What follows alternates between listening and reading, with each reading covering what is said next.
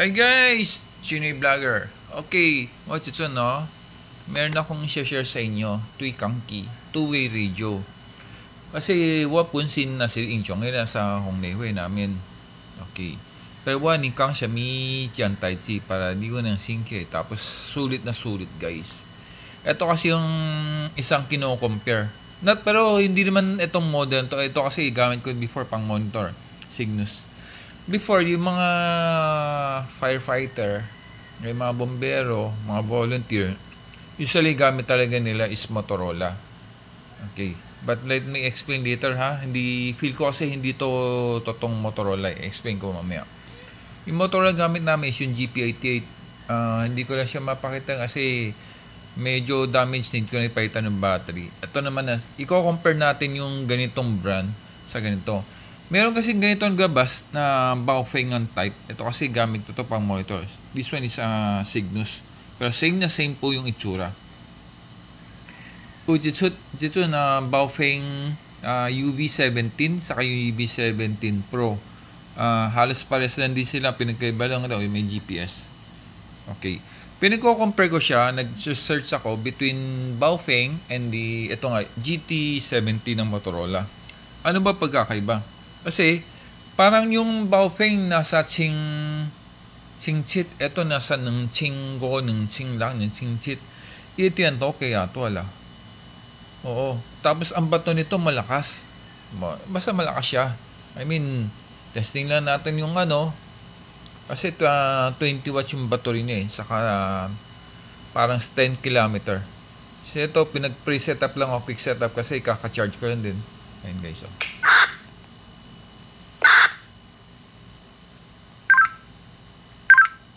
Hindi ko lang makuan. Asa na? Ayun. Hindi ko pa na-set up yung isa. Channel mode. Channel mode. Frequency mode. Ayan, i-ano natin. I-set up ko ulit. Anyway, so ito nga, in-explain ko sa inyo. Yung mga bago ngayon, mas malalaki na yung screen. Ayan. So, mas siya, kumbaga, mas makulay na. At unlike dito, talagang bare na LCD lang siya. Ayan, ito. Kung malapitan nyo, guys, ayun, marami siyang kulay. Okay. So, aside doon, mas makita na sa menu niya na sa keypad pala niya, mabilis nyo ma-distinguish yung function. Like yan, nakita nyo. So, pang menu okay niya, then the other one is yung escape. So, mabilis yung ma-distinguish. Okay. Then, usual. Ito po yung mga pindutan. Ito po yung pa sa headset. Okay. And, kandaan dito, Ijutsu no? Ayun guys, oh. Tingnan ko. Kita nyo ba? Ayan, oh. Nakita nyo tong iyan ako guys, ayan. Ito yung sa battery kasi ito yung ito yung sa base para tumayo. Meron siyang parang pinaka-pin. Ito, pantanggal ng battery. Ayan, ito makita nyo guys, oh. Ito, tinuturo ko.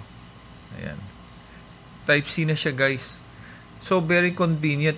Hindi, kung nalobat kayo sa labas, hindi nyo na kailangang magdala pa ng desktop charger. Pero syempre, kasama yung desktop charger niya. Kasi yung bago ngayon, pwede na Type-C. Pag bumili kayo, kasama na ito syempre. Very handy siya. Okay. Ayun, kung matitingnan nyo. And good thing guys, sinip ko yung battery pack nito. Ano siya?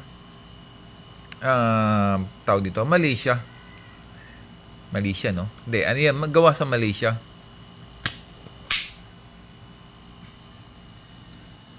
Saan ko ba nakita yan? Hindi, sa unit mismo eh. Ayan, makita yung battery niya capacity. Lapit ko konti guys. Okay. Ayun na, may tin Malaysia.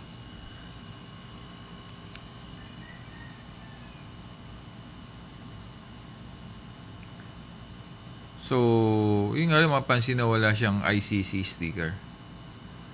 Motorola, sa GT12, 20 watts yung power. Okay. Megahertz yan. Tingnan nyo yung frequency. Malaysia. Hindi yung Malaysia na tama siya. Gawa sa Malaysia. Okay. So,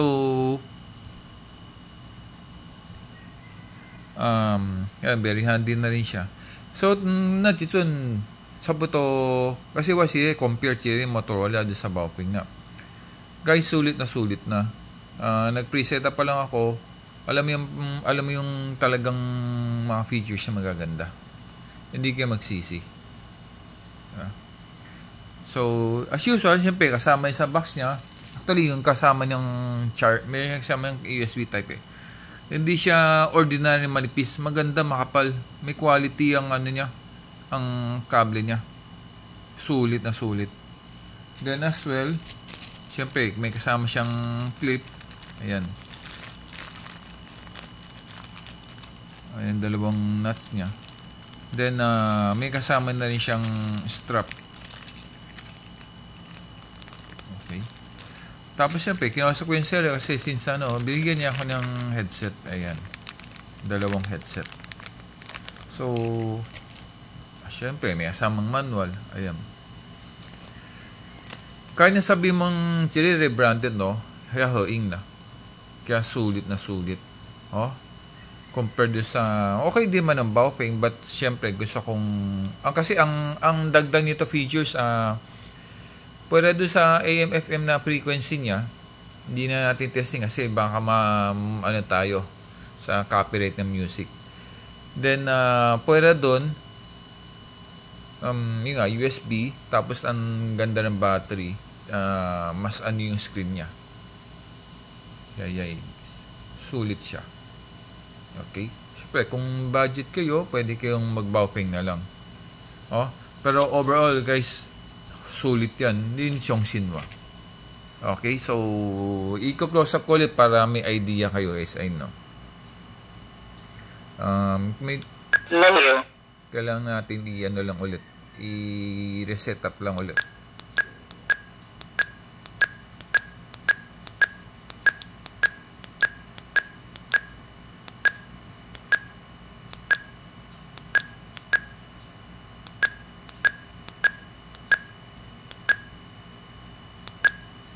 Okay.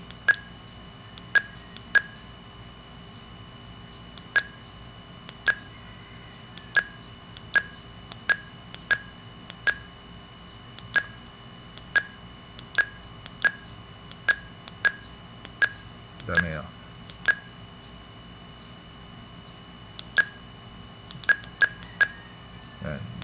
Napakita na pa. I think 45 yung ata yung mga menu niya.